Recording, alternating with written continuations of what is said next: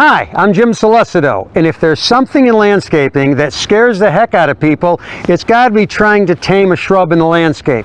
Let me easily show you how you can bring something down the size and get more flowers next year.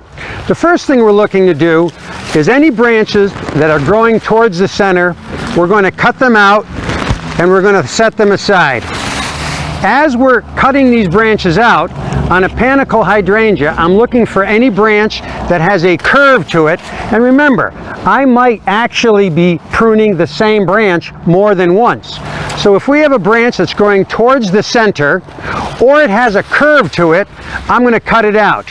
When I'm deadheading, which means getting rid of the old flower heads, I'm not going to leave a stub. I'm going to take the cut right back to the next set of branches. Do you see this curl right here? I don't like this curl.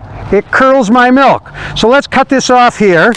Once we've cut this off, we set it aside. Branches that grow towards the center, reduction of the overall crown of the tree. And as I'm pruning this, all I'm doing is setting aside all of the deadheads, all of the leftover material.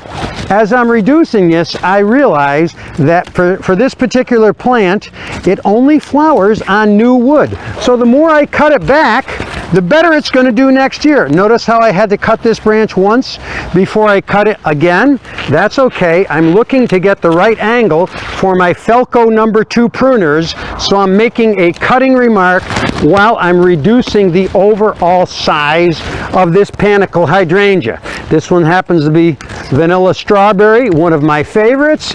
As I'm reducing it in size, I can just see next year we're going to have a lot more flowers. This particular branch is growing up through the center of the tree. I'm not looking to crowd things out. I'm looking to get light inside.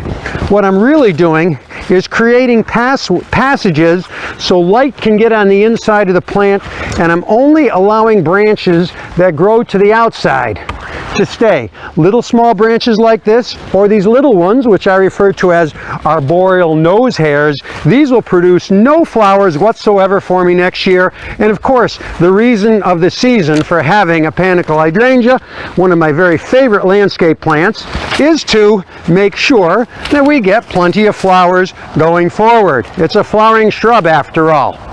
As I'm cutting, I'm generally sizing the plant up and I'm reducing the overall height of it, as well as looking for curled branches, branches that grow towards the center, little small branches that aren't going to do much for me whatsoever, and dead branches. And you can tell a dead branch generally because they're brown and they have rather shriveled bark, any lack of foliage or flowers. Look what's happening to the overall size in here.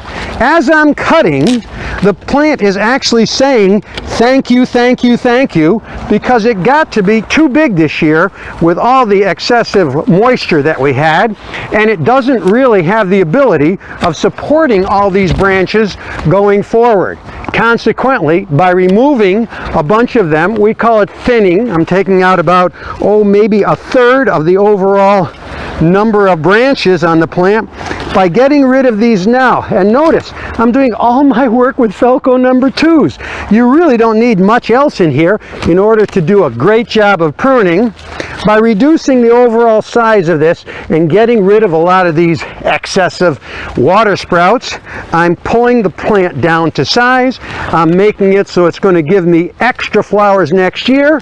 It looks nice right now, and it can easily make it through the winter time without having broken